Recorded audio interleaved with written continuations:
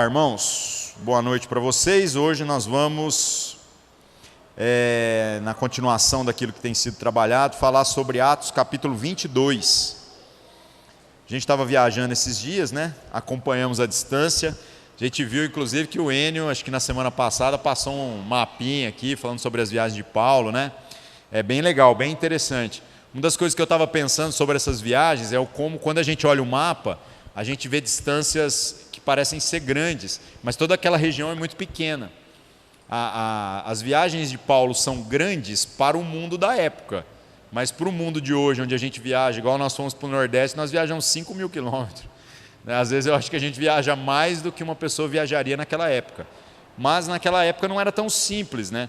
E nós vemos a relevância das viagens paulinas e tudo que aconteceu ali, tudo em que Deus acabou fazendo através do trabalho do apóstolo Paulo. O capítulo 21, que foi trabalhado na semana passada, ele se encerra com Paulo voltando, né, para Jerusalém e sendo arguído, sendo interrogado pelos judeus, que de certo modo fizeram uma acusação, dizendo que ele fazia parte dessas pessoas que estavam cometendo o crime de sedição, juntando pessoas contra César. Na hora que o pessoal queria combater qualquer tipo de doutrina que fosse diferente do que eles acreditavam, eles iam botando tudo na conta dessa pessoa. E aí no capítulo 22 agora, a gente vê Paulo chegando lá diante das pessoas e fazendo um discurso em sua defesa. O capítulo 22 vai ser praticamente essa defesa de Paulo e posteriormente o que acontece, né, até depois, quando se inicia o seu julgamento. Acho que hoje dá para a gente fazer o capítulo todo, são 30 versículos, mas algumas coisas estão, na verdade, recapitulando histórias que nós já falamos mais no começo do ano, né, a respeito da conversão de Paulo. Então a gente vai tentar fazer o capítulo todo hoje. Você lê para nós, né, Rafa? Então capítulo 22, do 1 ao 30. Varões, irmãos e pais, ouvi agora a minha defesa perante vós. E quando ouviram falar-lhes em língua hebraica, maior silêncio guardaram, e disse: quanto a mim, sou varão judeu, nascido em Tárcio da Cilícia, mas criado nessa cidade aos pés de Gamaliel, instruído conforme a verdade da lei de nossos pais, zeloso para com Deus, como todos vós hoje sois. Persegui este caminho até a morte, prendendo e metendo em prisões tanto homens como mulheres, como também o sumo sacerdote minha testemunha, e todo o conselho dos anciãos. E recebendo destes cartas para os irmãos, fui a Damasco para trazer manietados para Jerusalém aqueles que ali estivessem, a fim de que fossem castigados. Ora, aconteceu que indo eu já de caminho, chegando perto de Damasco, quase ao meio-dia, de repente me rodeou uma grande luz do céu, e caí por terra e ouvi uma voz que me dizia: Saulo, Saulo, por que me persegues? E eu respondi: quem é, Senhor? E disse-me: eu sou Jesus, o Nazareno, a quem tu persegues. E os que estavam comigo viram, em verdade, a luz, e se atemorizaram muito, mas não ouviram a voz daquele que falava comigo. Então disse eu: Senhor, que farei? E o Senhor disse-me: levanta-te e vai a Damasco, e ali se te dirá tudo o que te é ordenado fazer. E como eu não via, por causa do esplendor daquela luz, fui levado pela mão dos que estavam comigo e cheguei a Damasco. E um certo Ananias, varão piedoso, conforme a lei, que tinha bom testemunho de todos os judeus que ali moravam, vindo ter comigo e apresentando-se, disse-me: Saulo, irmão, recobra a vista. E naquela mesma hora ouvi. E ele disse: o Deus de nossos pais de antemão te designou para que conheças a sua vontade, e vejas aquele justo, e ouças a voz da sua boca, porque hás de ser uma testemunha para com todos os homens do que tens visto e ouvido. E agora, por que te detens? Levanta-te e batiza-te e lava os teus pecados, invocando o nome do Senhor. E aconteceu que, tornando eu para Jerusalém,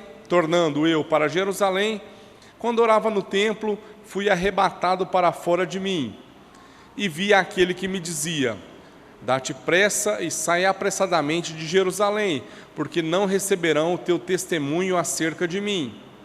E eu disse: Senhor, eles bem sabem que eu lançava na prisão e açoitava nas sinagogas os que criam em ti.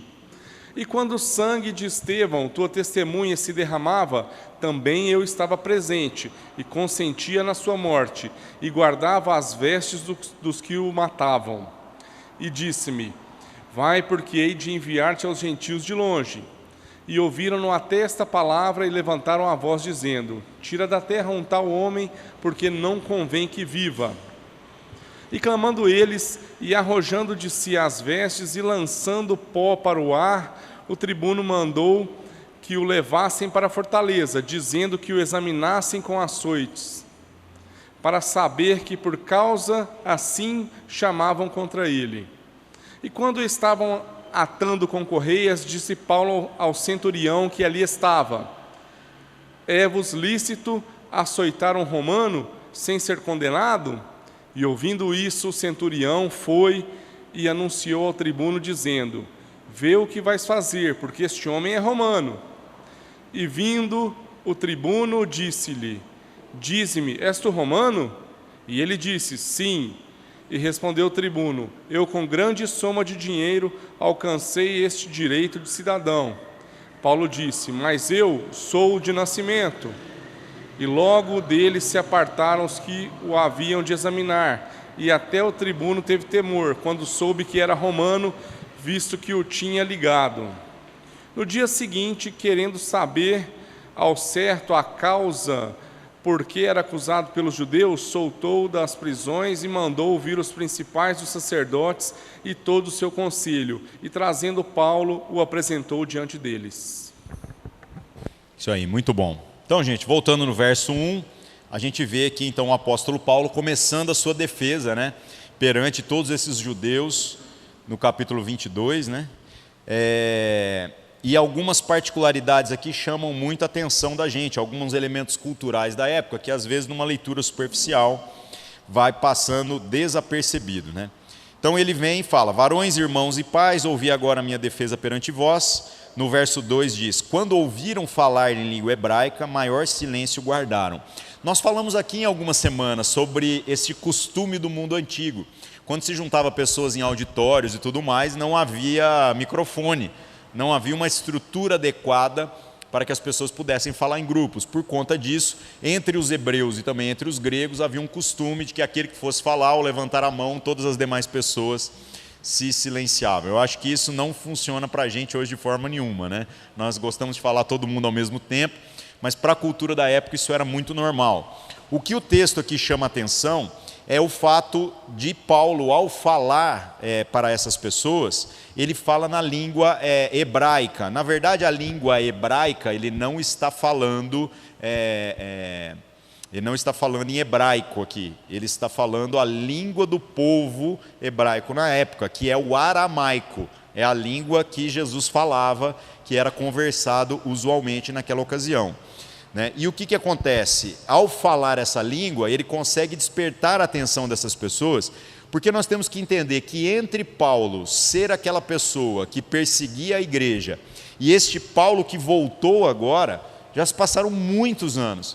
Então muita gente já não o vê mais como aquela pessoa que possui um histórico de ser um perseguidor da igreja. As pessoas não enxergam mais em Paulo um fariseu. O que eles enxergam? Um cara que se tornou notório exatamente por pregar uma fé divergente daquela que os fariseus possuíam. Então, no meio dessa confusão toda, esta geração que agora está interrogando ele, se assusta em ver que ele sabe falar o aramaico. Achavam que ele seria um desses judeus do que a gente chama de diáspora. São judeus que acabaram saindo daquela região ali da Palestina, se exilaram por razões econômicas ou por qualquer outro motivo, foram morar em outras regiões.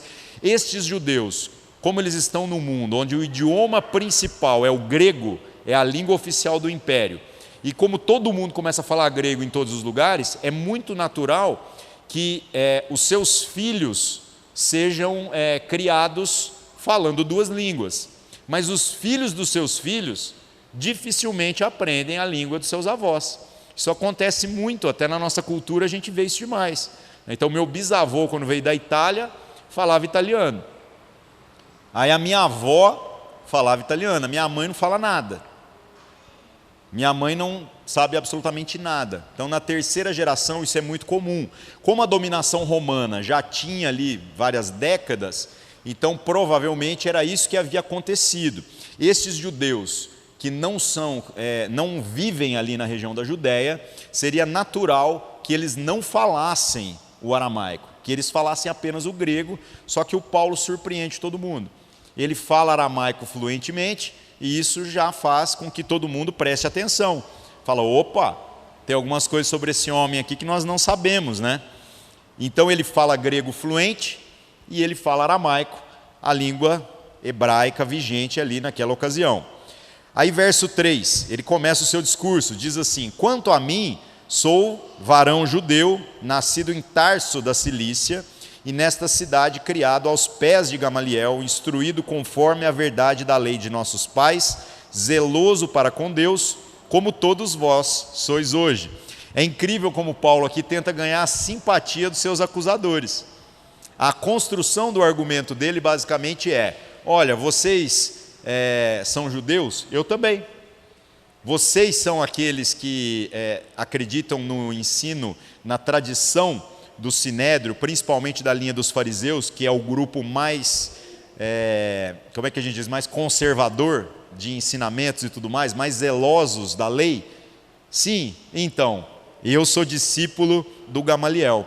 O Gamaliel, eu já não sei na situação aqui se ele ainda deve estar vivo, mas ele foi um rabino tão notório na sua existência ali durante o seu ministério, entre aspas, que esse Gamaliel se tornou uma personalidade amplamente conhecida. Todo mundo dizia que esse era um dos grandes mestres que houve ali na região, neste tempo, né, nessa ocasião aqui. Lembrando que o Gamaliel tem uma história, né, lá no começo do livro de Atos. O Gamaliel é aquele homem que se levanta quando os primeiros discípulos ali, Pedro e os demais, estão sendo acusados de estar pregando Cristo Jesus, e isso ir contra a religião dos judeus. E aí o Gamaliel fala aquela frase muito interessante, ele diz assim: olha, será que convém a gente ficar proibindo esses homens de pregar o que eles estão pregando? Vamos deixar esse negócio quieto, porque se esse negócio for de Deus, a gente vai estar lutando contra Deus, mas se não for de Deus, vai passar. Assim como já passaram tantos outros grupos aí, de pessoas que vieram e disseram: olha o Messias ali, olha não sei o que lá. Então esse Gamaliel falou essa frase, e isso é legal da gente ver também, né? A gente sempre fala isso, para que nós possamos fazer a conta de que nós não podemos ler a Bíblia através desse negócio enviesado, onde a gente começa a achar que todo judeu é ruim. O pensamento que eu tenho aqui é que, na verdade, há muitos judeus verdadeiramente piedosos que estão tentando buscar a Deus. E Paulo, que é o grande pregador da graça, o grande pregador para os gentios, né, os povos não judeus, e é por isso que o evangelho chega até nós, ele transita nos dois mundos.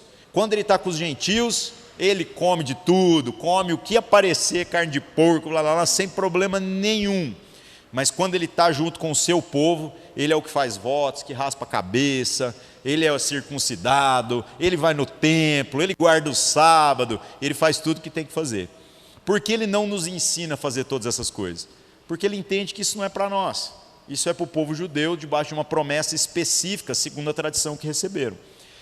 Eu creio que a crise dos nossos dias também é a gente entender esse papel que acho que toda pessoa tem, todo cristão tem, de ser instrumento de transição entre gerações. Porque nos nossos dias nós temos outras tradições que não são fundamentais, mas que traduzem algumas virtudes, como por exemplo a questão da reverência no que se refere à liturgia e roupas. Vocês já pararam para pensar isso? Há algumas décadas a gente estava numa crise com a igreja com relação à roupa, que a gente ficar de boné no culto, ou vir de bermuda ou de chinelo, era algo absurdo. Que a gente dizia assim: não, mas nós precisamos estar no culto com a nossa melhor roupa, como que a gente vai aparecer de um jeito diferente, né? E gente, até o conceito de melhor roupa muda. Ou você acha que no tempo de Jesus alguém usava paletó e gravata, né? Nem existia essa roupa. Então esses conceitos vão sendo mutáveis. É muito importante que a gente aprenda a ter sensibilidade para transitar na mudança dos costumes geracionais em coisas que não são fundamentais. Então nós não temos a ambição de virar, por exemplo, para os irmãos de igrejas pentecostais, daquelas mais tipo assembleia, tal, que os irmãos ainda, as mulheres usam saia, não cortam cabelo, tal, e os homens usando roupa social, e falar para eles que eles têm que parar de fazer isso. Deixa os caras ser felizes. Desde que eles não encham o nosso saco e obriguem a gente a vestir a mesma roupa, a gente se chama de irmão, a gente se abraça, está tudo certo. É importante a gente pensar isso. Paulo é o homem que tem essa sensibilidade. Então, no seu discurso aqui, né, ele está explicando para os caras. Ele fala, olha, eu também sou judeu. Ele fala da cidade de Tarso, que é da onde ele vem. Tem gente que acha, né, quando fala o Paulo de Tarso, que Tarso é o sobrenome. Lembra que a gente falou em muitas semanas também aqui, que não tem sobrenomes nessa época. Todo sobrenome é referência ou ao que você faz, ou ao lugar que você veio, ou filho de quem você é, né? Mas não há sobrenomes, é sempre relacionado à profissão. Então o Paulo de Tarso é o Paulo que nasceu na cidade de Tarso. Todo Paulo que nasceu na cidade de Tarso provavelmente era conhecido como Paulo de Tarso. Vai ter muitos homônimos aí, né? Bom, ele invoca o Gamaliel, que eu já falei para vocês quem que é o cara, e ele fala, olha, eu fui instruído conforme a verdade da lei dos nossos pais, zeloso para com Deus, como vocês são hoje. Então ele está dizendo, olha, eu vivi e tenho vivido da mesma forma que vocês, é o mesmo zelo. Um discurso interessante, né? Tentando gerar aí, de certo modo, uma empatia. No verso 4 e 5, agora Paulo fala um pouco mais a respeito daquilo que ele fazia. Muitas pessoas talvez já não tinham essa informação por conta dos anos que se passaram. Nas minhas contas, gente, Paulo converteu. Entre converter e começar a pregar, deve ter levado entre 5 a 8 anos. Depois ele começa a fazer as missões dele, essas 3 viagens que a gente fez aí nos últimos meses, deve ter levado em torno de mais quase uns 15 anos. Então Paulo já é uma história do passado, é um cara que há 20 e tantos anos atrás fazia parte desse grupo. Então já não tem como ter um lastro assim, de uma lembrança tão forte sobre quem ele é. Então ele diz, verso 4, e persegui este caminho até a morte, prendendo e metendo em prisões tanto varões como mulheres, como também o sumo sacerdote me é testemunha, e todo o conselho dos anciãos. E recebendo destes cartas para os irmãos, fui a Damasco para trazer manietados para Jerusalém aqueles que ali estivessem, a fim de que fossem castigados. Então ele fala, né, eu persegui este caminho. Não sei se vocês se lembram também, antes do grupo dos discípulos de Jesus serem chamados de cristãos, isso aconteceu na igreja de Antioquia, no livro de Atos aqui, foi a primeira vez que chamaram os discípulos de Jesus de cristãos, né, que é uma nomenclatura comum hoje. Cristão significa pequeno Cristo, né? Para nós seria cristinho, né, esses imitadorzinhos de Cristo aí. Mas na tradução é assim que a palavra acabou ficando. Antes dessa nomenclatura, eles chamavam o grupo de discípulos de os do caminho.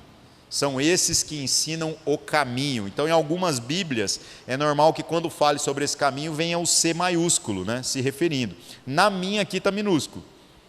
Tá? Então, isso é nuances aí que às vezes os tradutores colocam, né? Então, ele fala, eu persegui essas pessoas do caminho, colocando em prisões, tanto varões quanto mulheres. Então, ele está dizendo assim, eu não poupei ninguém não. Eu persegui homens e persegui mulheres. E aí o que ele faz no verso 5? Ele invoca o sumo sacerdote e o sinédrio, que é esse tal conselho dos anciãos como testemunha. Fala assim, vocês podem não me conhecer ou podem não se lembrar, mas se vocês perguntarem para os líderes de vocês, para fazer parte do sinédrio, gente, não tem nenhum jovem lá não. Tanto que é conselho dos anciãos, né? Ancião aqui é um pouquinho mais estreito do que o conceito de presbítero, que a gente fala que a palavra presbítero também significa ancião. Enquanto na igreja o ancião é o experimentado, no sinédrio ele é o experimentado por muito tempo. Então não vai ter ninguém jovem compondo sinédrio, não. Então Paulo invoca, ele fala assim, vocês querem saber a respeito de tudo isso que eu vivi? Sobre como eu trabalhei para o próprio sinédrio? Vão lá e perguntem para o sumo sacerdote. Não sei quem era o sumo sacerdote, devia ter pesquisado isso, que é uma curiosidade interessante, né? Mas provavelmente ele foi contemporâneo do tempo de Paulo, quando ainda estava fazendo parte do grupo dos fariseus. Então eles deveriam saber quem é, e com certeza outras pessoas ali do conselho o conheciam. E aí ele explica, ele começa a falar, eu recebi cartas. Que cartas são essas? Neste momento, o Império Romano, na dominação sobre a Judéia, ele não tem interesse em mudar todas as coisas do extrato social nas regiões onde Roma coloniza. Por quê? Porque seria muito drástico. Então, no final das contas, Roma, quando vem para dominar uma região, o que eles fazem? Se precisa, eles entram em guerra. Mas uma vez que o governo já cede e fala assim, não, nós não queremos guerra, nós aceitamos essa relação de submissão a Roma e deixa por isso mesmo. O que eles fazem? Eles estabelecem o governo local controlando as coisas domésticas, e a única coisa que eles têm que fazer é serem aqueles que zelam pelos interesses do império. Então Roma não estava nem aí para as coisas religiosas, não estava nem aí para as decisões locais, desde que essas decisões locais não comprometessem aquilo que é o interesse romano e os estatutos romanos. Então, no final das contas, o tribunal onde qualquer pessoa respondia ali na região da Judéia era o tribunal religioso, porque a gente tem que considerar que o Estado de Israel ele era um Estado teocrático. Isso vem desde o estabelecimento do Estado de Israel, desde que eles saíram lá do Egito e chegaram na tal terra prometida. É um Estado teocrático. Então lá não existe esse conceito de separação entre igreja e Estado, que hoje a gente não apenas enxerga, né, como através da reforma protestante nós conseguimos ver de uma maneira tão clara e tão sóbria. A reforma protestante, quando falou a respeito disso, ela fala sobre um conceito que a gente chama de esferas de soberania. Então a gente consegue ter um governo que cuida dos interesses civis e a igreja que trabalha dos interesses de natureza da vida, eclesiástico, e sobre como um influencia o outro, sem necessariamente as duas coisas se fundirem a ponto de se comprometer. No Estado de Israel, o Estado é teocrático. Então os líderes religiosos, eles governavam, eles eram autoridade. Mas como eles estavam sob dominação romana, o que acontecia? Tudo era decidido ali entre eles, mas no final, para dar sentença, tinha que passar depois pelo aval dos romanos. Eu citei isso para vocês quando a gente fala, por exemplo, da crucificação de Jesus. Crucificação não é uma pena natural ali na região da Judéia. A crucificação é uma punição romana. É uma punição para quem comete o crime de sedição, que é tentar se levantar contra o domínio de César. E a gente vê que essa é a condenação de Cristo de fato, pelo fato de a plaquinha que foi colocada em cima da cabeça de Jesus, está escrito, esse é Jesus, o rei dos judeus. Essa é a acusação dele. Ele se afirmou ser rei. E o único rei que pode haver é César. Outra coisa que eu falei para vocês ao longo de muitas semanas, né, é sobre como a pregação de Paulo enfatiza que Jesus é o Senhor. Mas a gente não vê Paulo falando sobre Jesus ser o rei. Por quê? Porque Paulo não é bobo. Paulo, como cidadão romano, ele sabe muito bem onde ele está pisando. Então os caras falam assim, não, mas o rei, né, o imperador é César. Ele fala, não, tudo bem. Então deixa o César ser rei, mas Jesus é o Senhor. Porque o governo de Jesus transcende essa existência. Fazendo isso, ele conseguia não ser preso pelo crime de sedição. Inteligência, né? Um pouquinho de estratégia aí. Hoje é engraçado que a gente adota esses discursos e muitas vezes a gente não para pensar, né? Você fala assim, não, Jesus é o Senhor, né? Mas o que significa? Porque a palavra Senhor hoje também perdeu muita força. O que é o conceito desse senhorio, né? Nesse tempo aqui, você falar que alguém é o Senhor, isso quer dizer que você é aquele que é propriedade, é submisso, é como se eu fosse o servo, o escravo dessa pessoa. Nos nossos dias, hoje, Senhor é nada, Senhor é uma pessoa velha, né? É o senhor, a senhora, tal. A gente nem sempre tem a mesma reverência, né? Rei, talvez rei hoje seria uma palavra até mais apropriada, porque Jesus não é um presidente, ele não é votado, ele não é escolhido. O rei, a vontade dele é soberana, ele falou, literalmente a água parou, né? Bom, Paulo, aqui enfatizando então todas essas questões, vai sendo questionado exatamente pelo Sinédrio, esse conselho religioso que, de certo modo, vai ter essa autoridade para tentar julgá-lo, né, por tudo aquilo que eles estão acusando ele de fazer. E ele termina o verso 5 dizendo que o propósito pelo qual ele foi para Damasco, que é o que ele vai dar o testemunho aqui a seguir, né, foi buscar pessoas para trazer manietado, está na minha Bíblia, amarrado, algemado. Ele ia lá e amarrava essas pessoas e trazia essas pessoas para julgamento.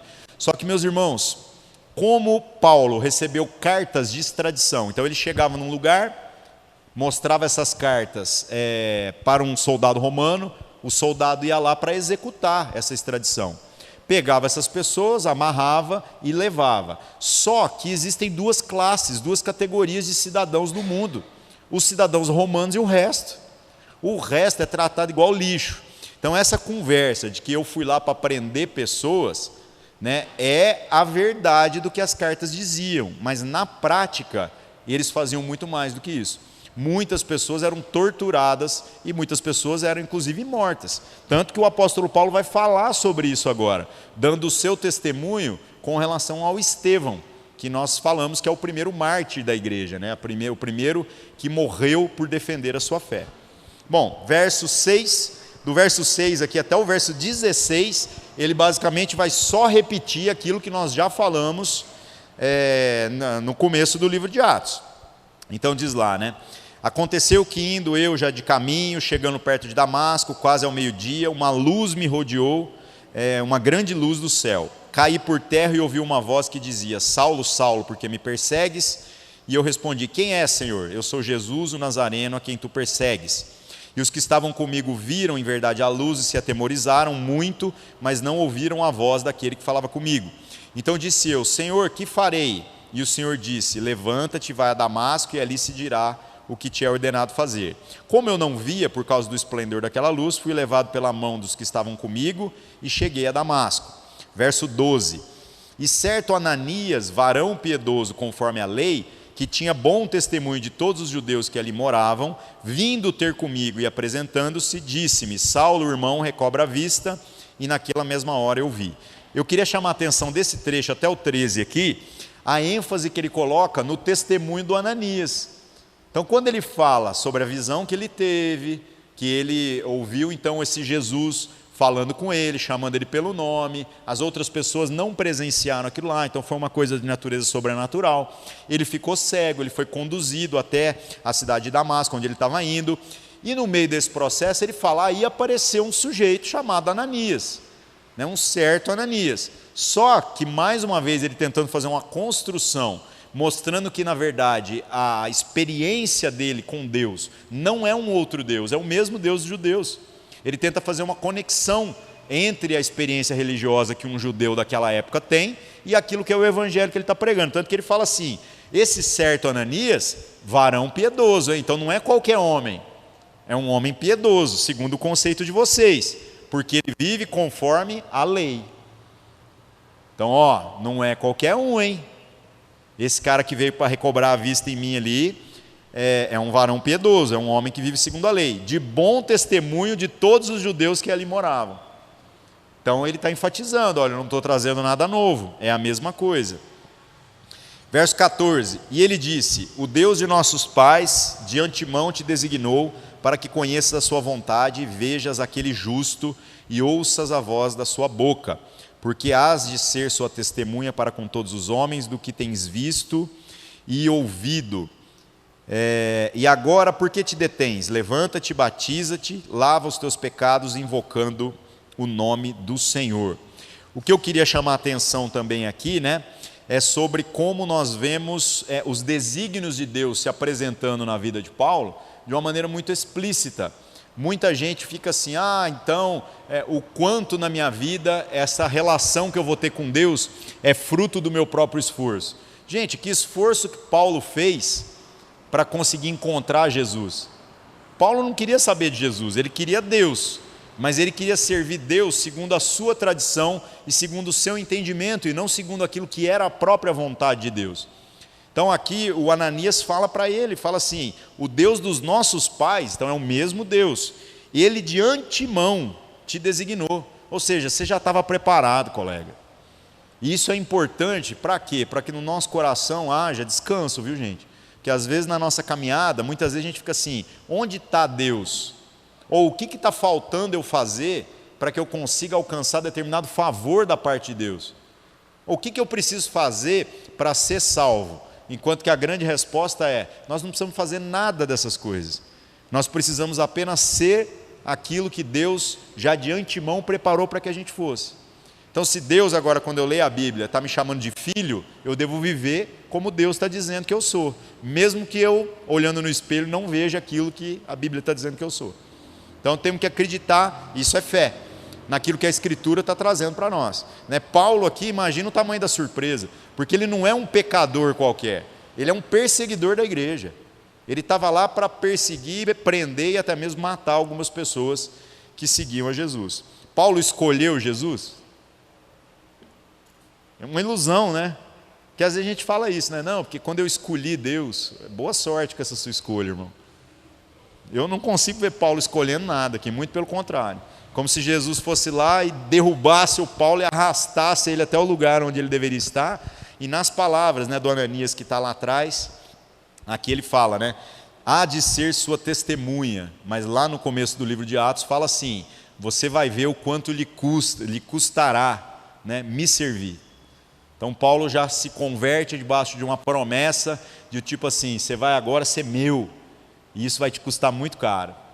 Você vai carregar em si mesmo, na sua jornada, muitas dores aí, Que promessa maravilhosa, Pensa a gente gritando na rua assim, quem quer vir e perder a sua vida por Jesus? Ninguém quer vir, Mas se a gente prometer carro, saúde, dinheiro, aí lota de pessoas, Os tempos mudam, meus irmãos?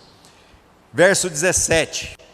E aconteceu que, tornando eu para Jerusalém, quando orava no templo, fui arrebatado para fora de mim. Deixa eu só citar isso daqui. Paulo está descrevendo uma visão que ele teve, uma confirmação do seu chamado, quando ele retorna para Jerusalém. Este ocorrido está no capítulo 9, especificamente ali entre o verso 24 e 26. Para quem se lembra, quando Paulo volta para Jerusalém, depois que ele se converteu, ele estava testemunhando a respeito de Jesus, os caras já queriam matar ele de qualquer jeito, os irmãos desceram ele por um cesto, pegaram um cesto grande, amarraram uma corda e desceram ele pela muralha. Isso está lá no capítulo 9 de Atos descrito. Agora aqui a gente vai vendo Paulo dando mais detalhes sobre aquele acontecimento. Porque na nossa cabeça pode pensar assim, como é que os irmãos sabiam que os judeus estavam armando uma emboscada ou alguma coisa, a ponto de dar tempo de preparar uma estratégia para fazer o Paulo fugir da cidade de Jerusalém? Então na nossa cabeça, às vezes fala assim, ouviram uma fofoca, tinha alguém lá infiltrado, Paulo está contando para nós mais detalhes, ele está dizendo assim, não é assim que aconteceu. Eu de fato fugi pela muralha, eu desci ali, só que a revelação a respeito da perseguição que eu estava para sofrer ali, dali a alguns instantes, foi de natureza sobrenatural. O que Paulo estava fazendo ali em Jerusalém? Aquilo que um judeu ortodoxo faria na época, estaria nas suas orações. Então sabe quando a gente vê aquelas imagens lá dos caras, lá no Muro das Lamentações, que é só o que sobrou, lá do templo, que os caras vão lá e ficam naquelas orações lá encostado na parede assim, e fica lá se mexendo, aquele negócio lá, quase num transe. É difícil para a gente enxergar o apóstolo Paulo vivendo mais ou menos da mesma maneira, mas não é absurda essa ilustração. Naquela época, Paulo já convertido, já pregando a respeito de Jesus, ele transita entre os dois mundos, como eu falei, ele não tem crise em estar junto com os seus irmãos judeus que ainda não conhecem Cristo e participar das orações. Por quê? Porque é o mesmo Deus. E meus irmãos, nós temos uma visão tão ocidentalizada daquilo que é a espiritualidade. A nossa espiritualidade, ela é uma liturgia muito de sala de aula, A gente senta aqui e participa de um culto, depois vai embora. Enquanto que, na verdade, o povo oriental tem uma espiritualidade completamente diferente. Eu vi uma vez um documentário sobre a igreja copta. A igreja copta é a igreja no Egito. Ela rompeu com a linha principal da igreja por volta do século II, 3.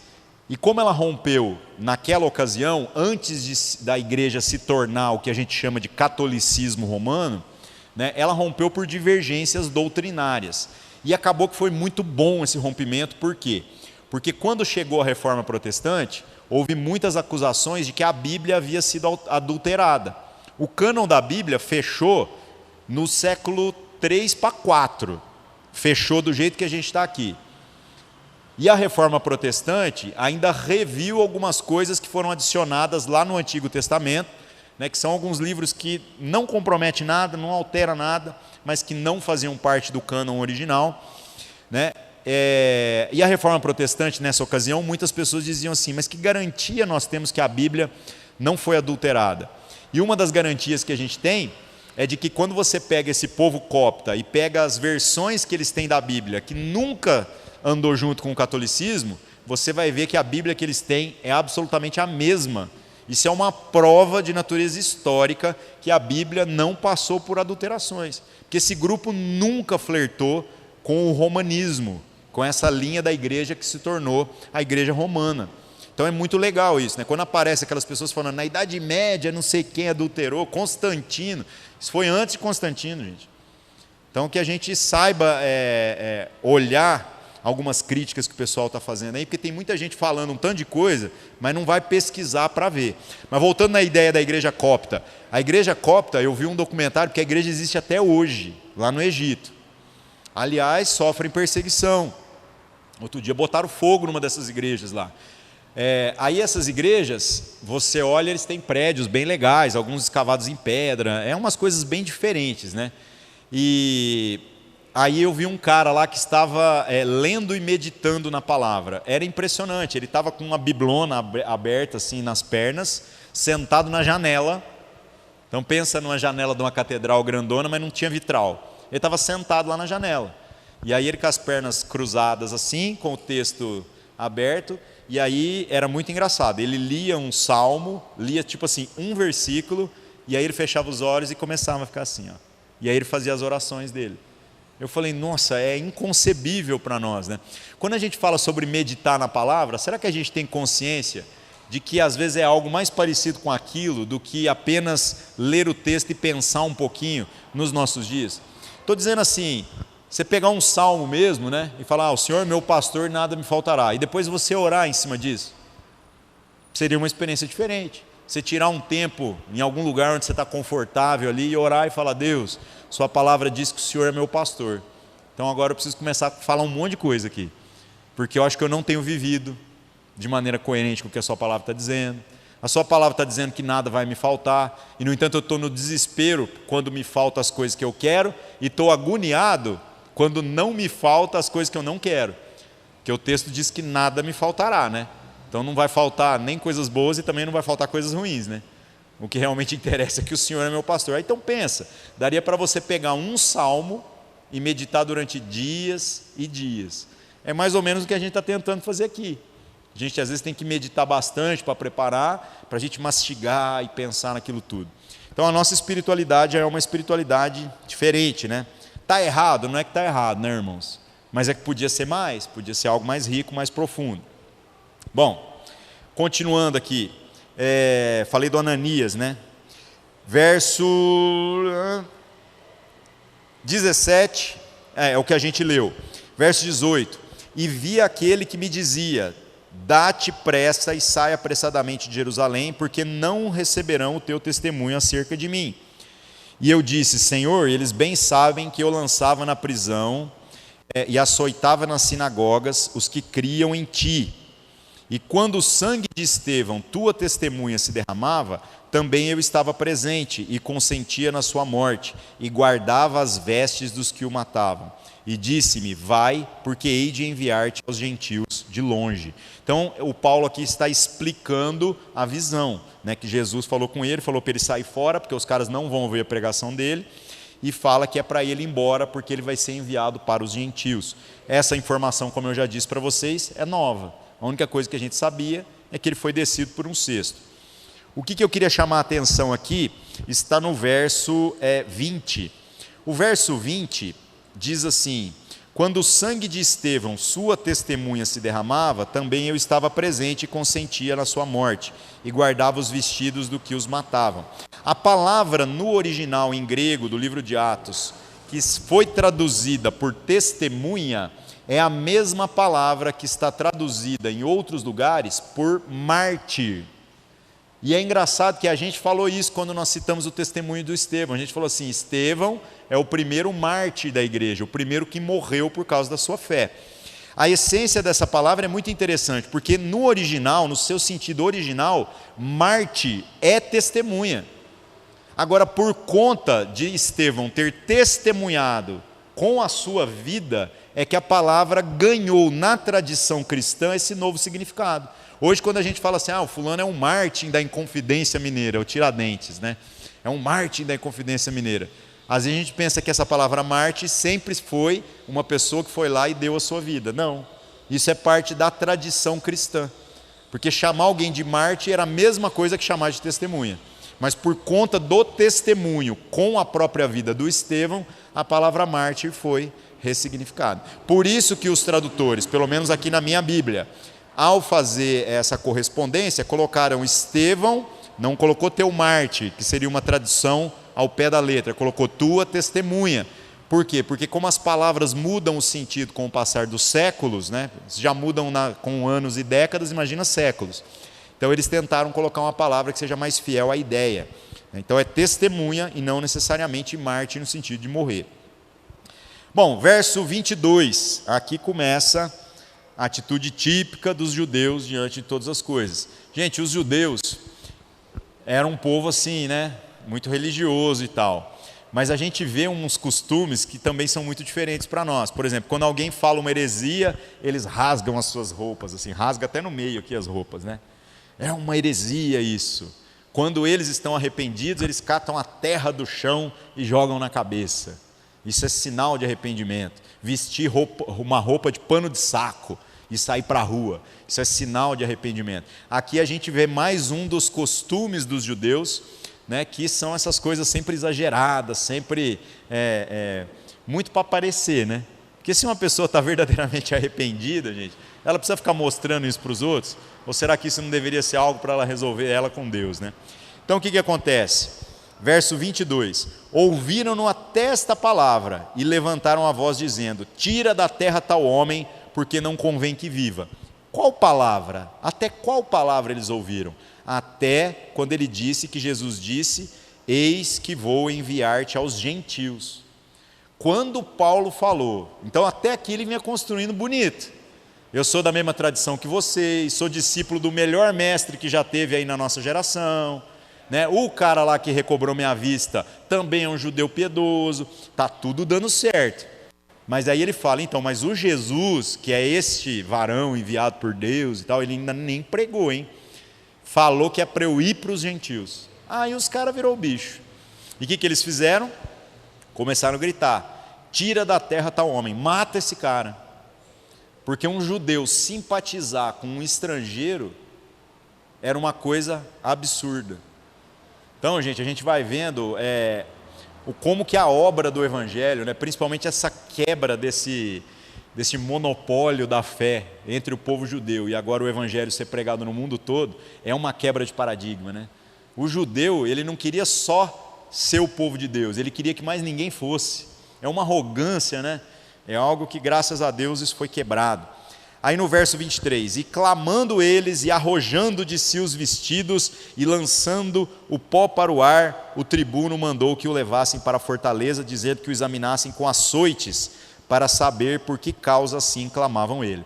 Então o que eles fazem? Eles tiram as capas, tiram parte das suas roupas e começam a bater aquele negócio na terra, para levantar poeira no meio do cara que está falando. Que coisa ridícula, né, gente? Então a gente viu duas coisas, rasga a roupa, joga poeira na própria cabeça, aqui eles estão jogando poeira no outro. Tamanha indignação com o que está sendo dito, né? Deve ser um circo isso aqui, né, gente? Agora eu imagino que o povo leigo, que não é fariseu, que não é religioso nem nada, né? Vendo essas coisas, devia ter um temor danado, porque tudo desses caras era muito espalhafatoso, né? Gente, a roupa de um fariseu, ela tinha sininhos assim. Além de ter franjas e tudo mais, não tinha jeito de você ver um fariseu enganado. O fariseu virava a esquina, quando ele estava chegando, você já começava a ouvir blim, blim, blim, blim, blim, blim. E a hora que ele virava a esquina, você batia o olho a um quarteirão e falava assim, ih, olha o fariseu ele chegando. Oi? Só que de certo modo dava também para você esconder o que você estava fazendo de errado, né? Não era só o correr, era para dar uma reverência para os caras.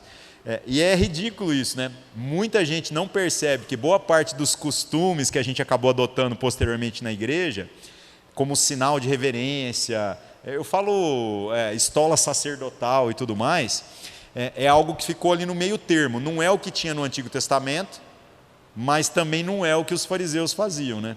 Então esse negócio de roupa é muito sério, que eu entendo que roupa até traduz uma certa reverência, mas o jeito que os caras faziam aqui, gente, era para aparecer, véio. Os caras na boa, né? Bom, então faziam esse espetáculo todo.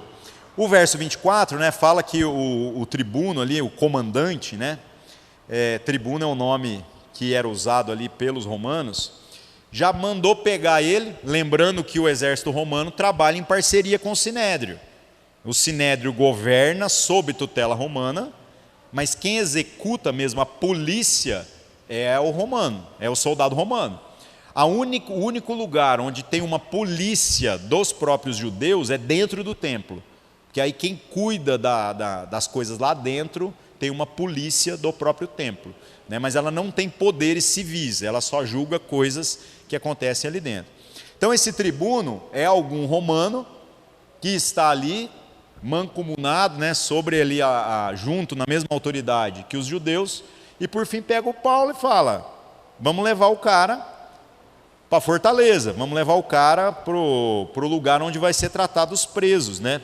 E o legal é que ele diz, examinem ele com açoites. Gente, era muito comum que quando uma pessoa está sendo acusada de alguma coisa, para o cara confessar mais rápido, você ia lá, amarrava o cara, dava uma chicotada, e aí ou ele já nega ou já confessa logo. Já resolve a questão. Só que tem um detalhe, que é o que a gente vai ver no verso seguinte, né? Esse procedimento só é permitido ser feito com pessoas que para eles são considerados homens não livres ou escravos. Quem que são essas pessoas? Todos que não são romanos. Então, se eles fizessem isso com um romano, é crime. Um romano tem privilégios. Ser cidadão romano nessa época é igual ter um passaporte dos Estados Unidos hoje. Se você tiver um passaporte dos Estados Unidos e você morrer na Indonésia, os caras vão lá buscar teu corpo. Sabia disso? E sabia que em caso de guerra também é desse jeito?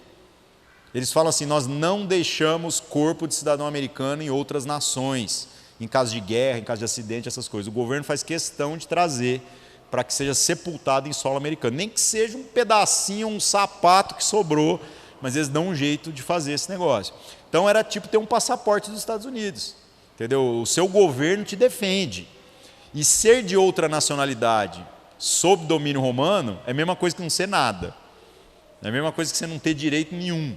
Então, o que aconteceu? O tribuno, vendo essa situação e vendo que estão acusando o Paulo de todas essas coisas, pensa assim, olha, esse homem é judeu, que ele mesmo já falou aqui, então, esse cara não deve ser romano, porque ele está todo fazendo argumentação aqui, tipo, não, eu sou daqui, eu fui criado segundo essa doutrina. Então já cata ele, leva lá, dá uma chicotada nele, nós vamos ver se ele já se entrega logo e já resolve essa questão.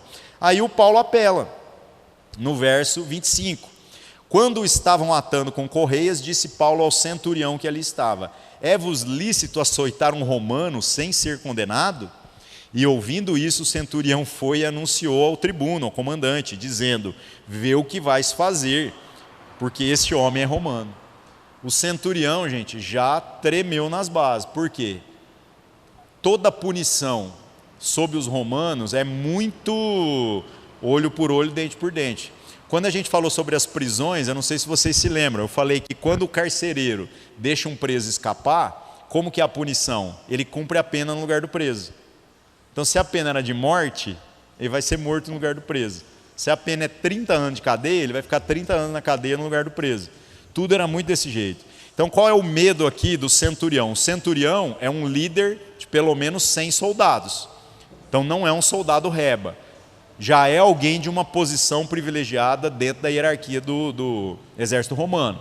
Agora esse centurião está com medo do seguinte: se eu bater num cidadão romano ferindo a lei do Estado romano, o que vão fazer comigo? Exatamente o que eu estou fazendo com ele. Aí fica caro, né? Pensa, um centurião ser destituído do seu cargo e depois ser amarrado em praça e ser chicoteado. Então ele já procura o superior dele ali, o tribuno, e fala: olha, o cara é romano, hein? Nós não podemos fazer esse negócio não. E o tribuno, né, o comandante, mesma punição, viu gente? Por isso que ele também arrega aqui e fala: opa, vamos ver esse negócio. Aí no verso 27 a gente vê a conversa do tribuno com Paulo. Vindo o tribuno, disse-lhe: diz-me, és tu romano? E ele disse: sim. E respondeu o comandante: eu com grande soma de dinheiro alcancei esse direito de cidadão. Mas Paulo disse: eu sou de nascimento. Aí quebrou as pernas do cara. Gente, a cidadania romana, ela era diferente do nosso conceito de cidadania hoje. Porque a gente às vezes fala assim, ó, o que é um cidadão brasileiro? É alguém que nasceu em solo brasileiro. Mas na cultura romana era diferente. Um cidadão romano, ou é alguém que adquiriu a cidadania, você pode fazer isso com dinheiro ou com trabalho. Então por que tem tanta gente lutando pelo exército romano? É uma coisa que muita gente às vezes não para pensar. Por que o exército romano é tão numeroso? Porque tem um jeito de você virar cidadão romano. Quando você chega lá na sua idade de alistar, que eu não sei exatamente qual era na época, você vem e serve o exército. Se você servir o exército durante 10 anos, quando você voltar, você ganha a cidadania romana. Se voltar. Esse é que é o problema. Mas se voltar, você ganha a cidadania romana. Então era algo adquirido, era algo comprado.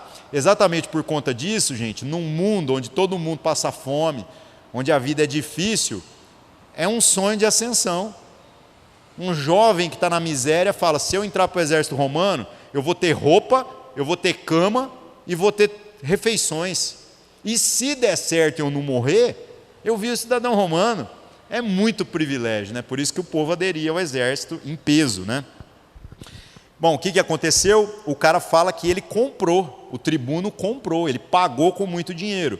E esse questionamento a respeito dele, né, quando ele fala, eu adquiri esse direito com grande soma de dinheiro, tem uma ironia embutida nisso daqui. É como se ele estivesse dizendo assim: você pode, Paulo, até ser romano, mas o que você fez para conseguir esse favor?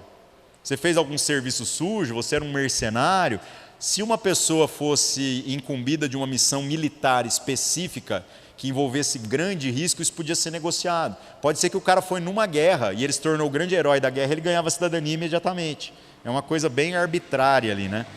E aí o Paulo fala: não, eu sou de nascimento. Só que, como eu disse para vocês, o cidadão romano não é o que nasceu em Roma. O cidadão romano é aquele que possui pai e mãe romano. Não importa onde ele nasceu. É diferente, né? Um conceito diferente. Então o Paulo aqui, ele está argumentando isso, ele fala: eu sou de nascimento, ele diz: o meu pai e minha mãe são cidadãos romanos. Então mesmo eu tendo nascido aqui numa região sob dominação, entendam que eu sou romano, eu tenho a cidadania de nascimento. Verso 29, e logo deles se apartaram os que haviam de examinar, e até o tribuno teve temor, quando soube que era romano, visto que o tinha ligado, né, algemado. Aí no verso 30, pula para o dia seguinte. Então esse cara aqui, esse tribuno, esse comandante, nem dormiu direito, né? No verso 30 diz: no dia seguinte, querendo saber ao certo a causa porque era acusado pelos judeus, soltou-os das prisões e mandou vir os principais dos sacerdotes e todo o seu conselho. E trazendo Paulo, o apresentou diante deles. Então agora, o que aconteceu? Esse cara fala: vamos seguir o protocolo? Façam então um pré-julgamento vocês, que são a autoridade instituída sob tutela romana, e investiguem primeiro se esse homem pode ser acusado, se há legalidade na acusação, mas formalizem isso. Eu não posso fazer nada, porque o que eu já estava fazendo aqui já ia exceder o uso da força. O que a gente vai ver aqui nos próximos capítulos, né, é sobre como Paulo vê nas acusações que ele estava recebendo exatamente a oportunidade para que o chamado de Deus, porque ele entendia que ia para Roma, né, se cumprisse. E ele vê essa oportunidade. Então Paulo é um homem sensível, né, a tudo aquilo que Deus estava falando para ele, né? Mas o capítulo se encerra dessa forma. O tribuno aqui não tem coragem de aplicar pena nenhuma. Mas ele não está livre. Ele sai das cadeias ali, mas ele ainda vai ser apresentado para um pré-julgamento perante o Sinédrio. Lembrando que o Sinédrio é o grupo dos fariseus, dos saduceus e dos anciãos, presidido pelo sumo sacerdote. São todos os religiosos que têm poder civil, desde que isso depois seja homologado, seja conferido pela autoridade romana. Beleza? Estamos chegando aí, né, na prisão definitiva de Paulo. No próximo capítulo isso acontece, e aí depois é a jornada de Paulo até chegar em Roma. Legal, né? Estamos acabando aí o livro, aos poucos nós vamos chegando lá. Falta aí mais 6, 7 capítulos, né? Vamos orar, irmãos? Senhor nosso Deus, em nome de Cristo Jesus, te agradecemos pela oportunidade de refletirmos na sua palavra e que o Senhor possa continuar falando com a gente como tem falado até aqui, Pai. Que possamos sempre estarmos sensíveis à ação do Teu Espírito e entendendo que a nossa vida está em Tuas mãos, Pai. Assim como a vida destes homens que nós testemunhamos na Sua palavra sempre esteve. Por mais que os caminhos pareçam difíceis, o Senhor tem o controle de todas as coisas. Que nós aprendamos dia após dia a confiarmos no Senhor e a vivermos em paz. Em nome de Cristo Jesus. Amém. Amém, meus irmãos. Boa noite.